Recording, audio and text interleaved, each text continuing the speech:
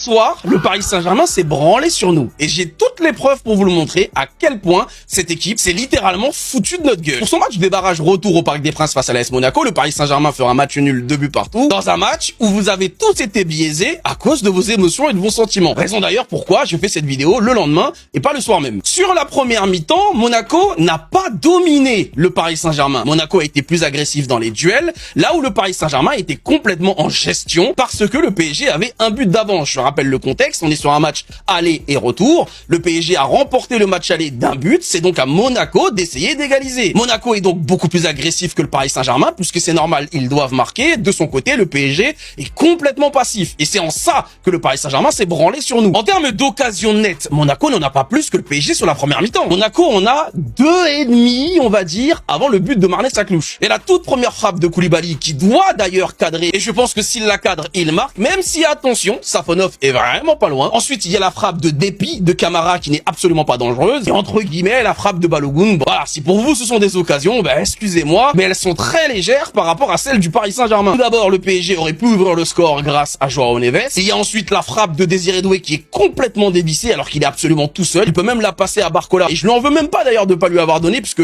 le but est ouvert, donc c'est très bien d'avoir frappé. Par contre, dans la réalisation, c'est n'importe quoi. Et à ce moment-là, le PSG doit ouvrir le score. Et même avant le but d'Aklouche, il y a, je vous rappelle, la barre de Bradley Barcola. Il y a une équipe de Monaco qui forcément se découvre puisqu'ils doivent absolument marquer. Ce que Monaco finira par faire à la 44e minute de jeu grâce au but de Marnès Aklouche. Mais à ce temps où les joueurs du Paris Saint-Germain resteront 7 minutes dans le vestiaire, montre en main. Preuve encore une fois que Luis Enrique, à part leur gueuler dessus, ne leur a pas dit grand chose. Parce qu'en réalité, il y avait simplement à mettre plus qu'au ne verra plus le jour. Le Paris Saint-Germain fera ce qu'ils savent faire de mieux, c'est-à-dire des récupérations hautes, un harcèlement au pressing de tous les instants et tout terrain. Monaco n'arrivera plus à passer la ligne médiane et sera complètement enfermé dans son camp. Le Paris Saint-Germain enchaînera les situations dangereuses et les occasions dangereuses, aurait pu égaliser bien avant le but de Marquinhos. Et c'est d'ailleurs pendant cette période où Monaco aura complètement la tête sous l'eau que Koulibaly va dégoupiller. Déjà, il sera vexé de perdre un duel face à Nuno Mendes, puisqu'en première mi-temps, Koulibaly gagne quasiment tous ses duels. En seconde mi-temps, il est complètement dépassé avec le reste de son équipe. Sur cette action d'ailleurs, il a failli avoir un geste de mauvaise humeur envers Nuno Mendes,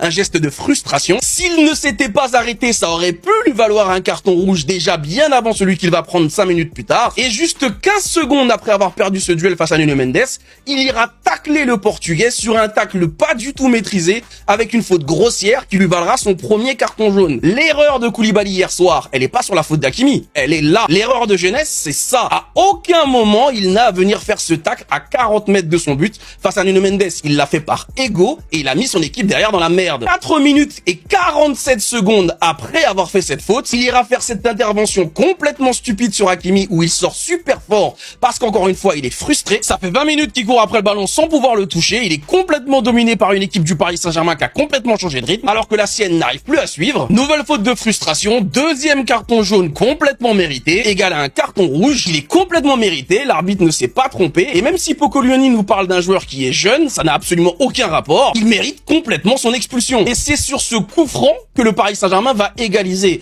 Ce n'est donc pas à cause du carton rouge que Monaco va prendre un but, mais parce que déjà de 1, Désiré Doué va très bien jouer le coup en éliminant son adversaire, mais aussi parce que Fiac, je suis désolé, mais qu'est-ce que c'est que cette défense? À aucun moment le joueur belge ne tente de passer devant Marquinhos. Il le ceinture comme s'ils étaient un bal des Bridgerton, mais à aucun moment il n'est une menace pour empêcher Marquinhos de pousser la balle au fond. Égalisation donc logique du Paris Saint-Germain qui ne laisse absolument plus aucun répit à Monaco. Et à ce moment du match, s'il y a 1-1 au tableau d'affichage, je rappelle qu'il y a 4 buts à 3 pour le Paris Saint-Germain sur le score cumulé. Et donc, malgré le match nul, le PSG est déjà qualifié. Là, on est rentré dans le show pas de show qui va tout simplement stopper toutes les velléités des joueurs de Monaco. Encore une fois, déjà que Monaco avait du mal à passer la ligne médiane, mais vu que Monaco, parce que là, on est rentré dans sa zone, c'est-à-dire celle du duel en 1 contre 1, où il est tout simplement injouable. Et donc, comme je vous le disais, la fameuse domination de Monaco, elle a complètement disparu, tout simplement parce que le Paris Saint-Germain a élevé son niveau de jeu. Il leur a simplement fallu 25 minutes au Paris Saint-Germain pour complètement changer la rencontre. Et avec les changements, mais surtout le fait que le PSG est à 10 contre 11 et que Monaco n'a plus une seule occasion, le moment où Monaco égalise encore une fois, le PSG est toujours devant. Il y a toujours 5 buts à 4 sur les scores cumulés. Derrière, l'une des informations qu'il faut bien retenir du match, c'est qu'à aucun moment le Paris Saint-Germain n'a été à ça de se faire éliminer. Il n'y a jamais eu un moment dans le match où le Paris Saint-Germain était à la limite de se faire éliminer. Ça n'est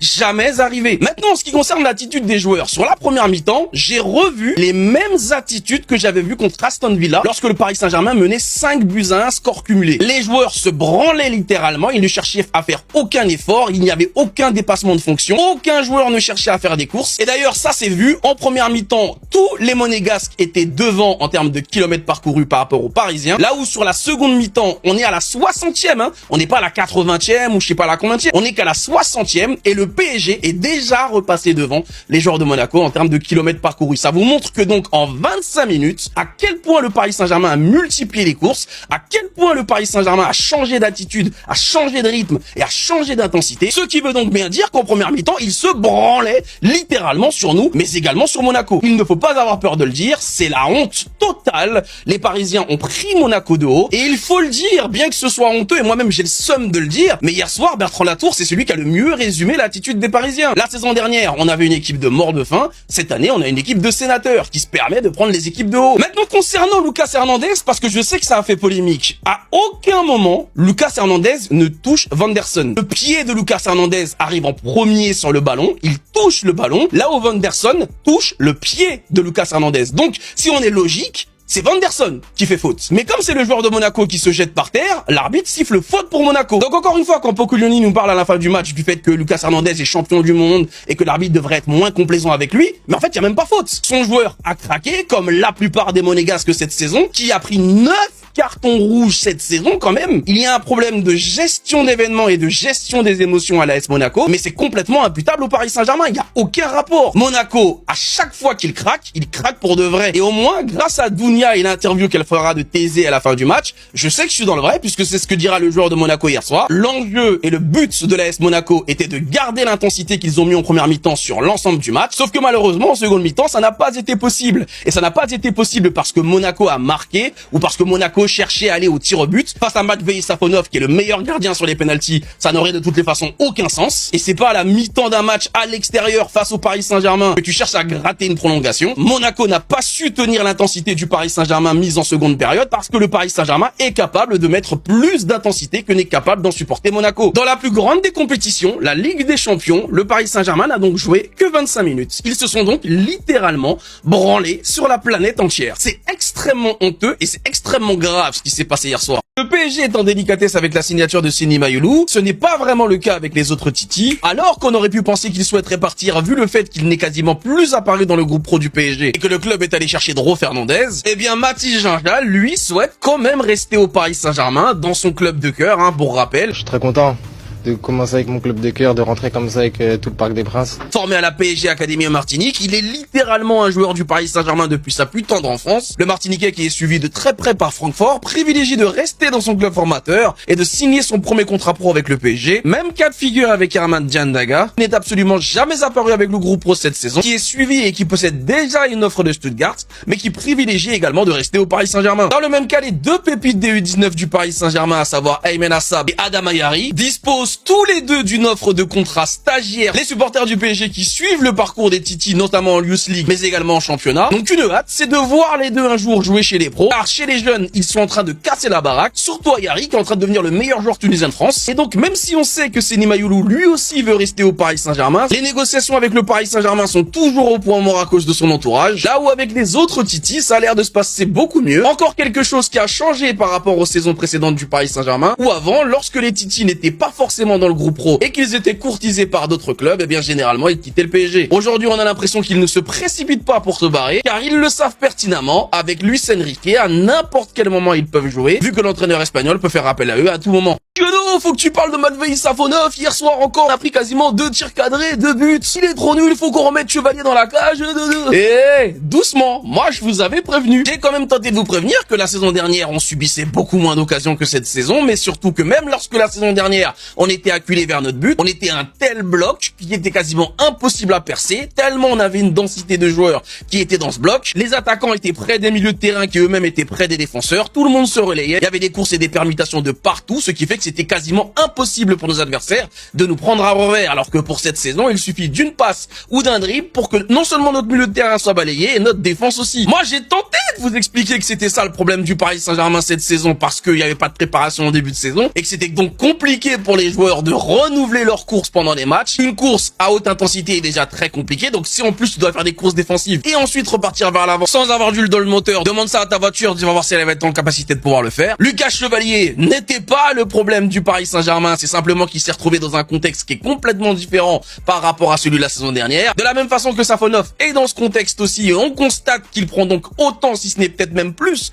de buts que Lucas Chevalier. Et donc ce n'est ni la faute de Lucas, ni la faute de Matvei, mais donc à cause de ce problème d'intensité et de système. Mais bon, vous avez estimé que le problème du PSG, c'était le niveau de Lucas Chevalier et qu'il valait mieux l'harceler au point de le dégoûter et de le rendre complètement fébrile à jouer un match pour le Paris Saint-Germain, au point où aujourd'hui, c'est peut-être même mieux qu'il soit pas titulaire. Donc venez pas me dire aujourd'hui, oui, il faut en parler, démerdez-vous. Mais quand le football est comme ça, c'est exceptionnel. Alors que la Juventus s'est inclinée à l'extérieur 5-2 et avait donc 3 buts de retard pour espérer envoyer Galatasaray en prolongation, personne ne voyait la Juventus être capable de faire une remontada, et c'est pourtant ce que les Turinois réussiront à faire. La vieille dame marquera donc les 3 buts qui pousseront le match à aller jusqu'en prolongation. Dans un match complètement fou, Galatasaray aura pourtant l'occasion à plusieurs reprises d'inscrire le seul et unique petit but qui aurait pu permettre de casser complètement l'élan des Turinois. Mais ce but ne viendra jamais. Mais ça permettra à la Juventus d'y croire jusqu'au bout. En témoignent les larmes de Khéphren Thuram qui sera à quelques centimètres d'inscrire le 3e but des Turinois et qui verra du banc son équipe inscrire le 3e but, synonyme de prolongation. L'ancien ratera complètement le but, ce qui permettra à Galatasaray non seulement d'inscrire finalement ce fameux but qui est donc synonyme de qualification pour Galatasaray, mais ici et surtout même d'inscrire un 2e but, leur permettant d'avoir un matelas encore plus confortable sur la fin du match. Et le pire, c'est que tout ça, la Juventus l'a fait à 10 contre 11, ce qui montre bien encore une fois que prendre un carton rouge n'est absolument pas une fatalité dans un match de football de très haut niveau et qu'il faudrait peut-être l'assumer quand on le prend et arrêter de faire les chouineuses. La semaine dernière, on disait que le football avait changé puisque quasiment aucune équipe italienne n'arrivait à se qualifier pour les 8e de finale. L'Atalanta a réussi l'exploit d'éliminer le Borussia Dortmund après leur défaite du match aller, dans un match également complètement loufoque où l'Atalanta réussira à faire sa remontada avant de prendre un but d'Adeyemi qui à ce moment au score cumulé envoyait les deux équipes en prolongation. Mais c'était sans compter sur l'erreur de Ben Sebaini à la toute fin du temps réglementaire qui fera faute dans la surface de réparation, offrira la qualification à l'Atalanta Bergame qui n'en demandait pas tant. Bref, au final, on n'a donc aucun club historique italien en 8e de finale. Comme quoi donc, le football a bel et bien changé. Par hasard, il a marqué hier soir comme il a marqué à l'aller. Et bizarrement, quand il a effectué la même célébration, personne n'a trouvé de polémique à dire. Double buteur donc dans la confrontation face à Benfica, Vinicius Junior est complètement l'un des protagonistes de la qualification du Real Madrid pour les 8e de finale. En pleine tempête autour du racisme contre sa personne, Vinicius Junior a répondu en patron sur le terrain au Bernabeu, lui qui a quasiment désormais marqué autant de buts depuis qu'il est entraîné par Arbeloa que sur toute la période où il avait été entraîné par Xabi Alonso. Vinicius Junior est en train de retrouver son allant mais également son efficacité, ce qui refait de lui le chouchou des Madrilènes qui était en train de le déclasser ces derniers temps. Complètement libéré dans son couloir gauche où il est désormais plus parasité, Vinicius Junior s'éclate dans un système qui a l'air d'être fait pour lui. Toujours autant chambreur, toujours autant dribbleur et toujours aussi provocateur, Vinicius Junior a rendu fou les Lisboètes et étant bien un des seuls Madrilènes réellement au niveau hier soir. Comme quoi, encore une fois, quand on disait que sur les premiers mois il n'était pas si nul que ça, mais il évoluait surtout dans une équipe extrêmement mal organisée, dont la seule volonté était de faire briller un seul joueur. Moi, il n'est pas mérité, non. Pas mérité. Vous en pensez quoi? Moi, à vitesse réelle, je trouve que c'est un peu sévère. C'est un peu sévère.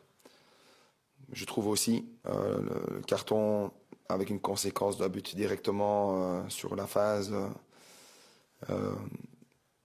cloue un petit peu les espoirs, même si je pense que jusqu'à la dernière seconde, on a failli peut-être revenir dans le match. Pour moi, il n'est pas mérité, non. Pas mérité. Vous en pensez quoi? Moi, à vitesse réelle, je trouve que c'est un peu sévère. C'est un peu sévère.